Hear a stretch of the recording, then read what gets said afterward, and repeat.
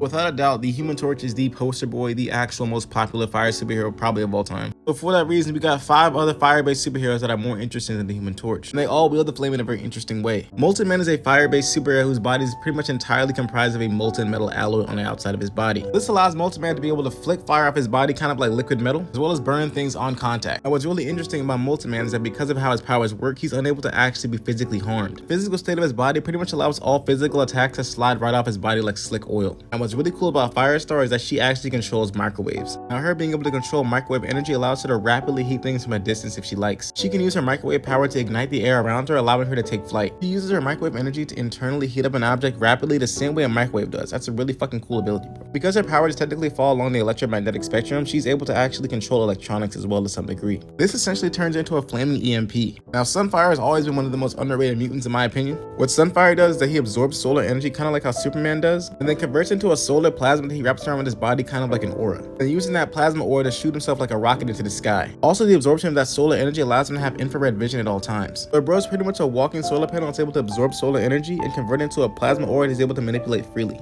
Now, Firestorm is the undisputed most underrated character in my opinion of DC Comics. Pretty much a living nuclear reactor that has nuclear fusion taking place in his body at all times. Bro can reconstruct the atomic structure of pretty much anything by changing their molecules and how they operate. His powers pretty much work by being able to control the molecular and the atomic structure of objects, being able to actually heat them up using that same aspect. That's what allows him to control nuclear fusion as well as transmute objects into different states. Like bro can deadass turn wood into gold, ice into fire, like he can pretty much transmute anything into any other object if he likes to. Deadass doing all of this by manipulating this molecular structure. Dr. Phosphorus is a literal ball of radioactive decay. He's essentially a nuclear meltdown at all times. He's pretty much able to manipulate nuclear energy and can burn objects using that same energy. But because of his unstable molecular structure, he's not just burning objects, he's actually performing radioactive decay as well as burning at the same time. This is like true deconstruction because you don't even have to directly be getting burned by Dr. Phosphorus. Just being around him or being in the area around him, you're actually decaying from his power. Like bro was raw, unfiltered nuclear energy. And as a bonus, I'm throwing in Phoenix Force Jean Grey. Now, Phoenix Force Jean Grey is the end all be all. This is canonically the highest form of fire you can actually get to in Marvel Comics. There is no flame that burns hotter. There is no fire that surpasses the Phoenix Force cosmic flame.